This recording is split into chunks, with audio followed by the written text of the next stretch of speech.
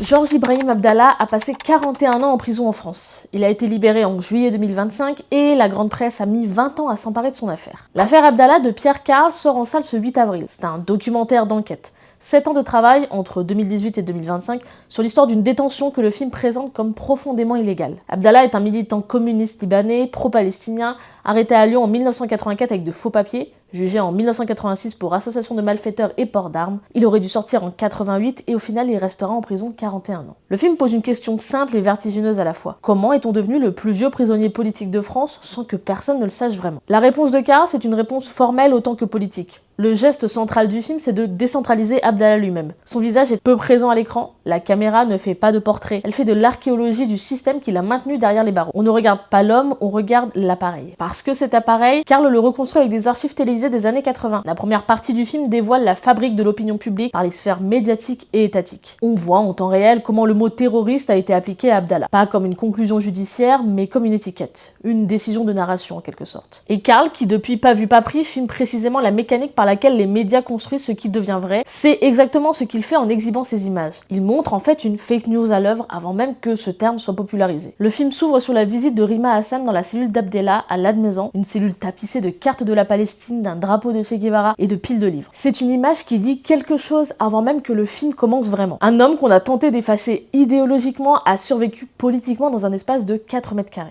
La méthode de Karl, héritée de ses premiers documentaires, c'est le piège. Aller chercher les responsables là où ils ne peuvent pas se défausser. Il interpelle Laurent Fabius à la fac de droit de Montpellier sur le sabotage de la libération d'Abdallah en 2013 par les États-Unis. Ça ne me dit rien du tout, je n'ai aucun souvenir, répond alors l'homme politique. Cette phrase, dans le montage de Karl, n'est pas comique, elle est politique. L'amnésie des puissants n'est pas un accident, mais c'est une posture. Et c'est là que le film touche à quelque chose de très actuel. Le documentaire pose une question que le film qualifie de sensible, où se situe la frontière entre résistance armée et terrorisme. Un débat largement façonné par les récits politiques et médiatiques. En 2026, dans un contexte où des militants pro-palestiniens sont poursuivis en Europe, où des universitaires sont convoqués pour avoir signé des pétitions, où le mot terrorisme est brandi pour faire taire des prises de position politiques. Cette question n'est pas historique, elle est structurelle. Là où les intérêts de l'impérialisme se cristallisent, les principes philosophiques de l'état de droit se dissolvent. C'est la thèse du film. Et Karl la démontre avec des documents, et non pas des opinions. Le film se conclut sur le retour d'Abdallah au Liban, accueilli à l'aéroport par des centaines de personnes. À 74 ans, avec ses convictions politiques intactes, Karl choisit cette image-là pour fermer le film. Pas la libération comme victoire du système, mais comme preuve que le système n'a pas gagné.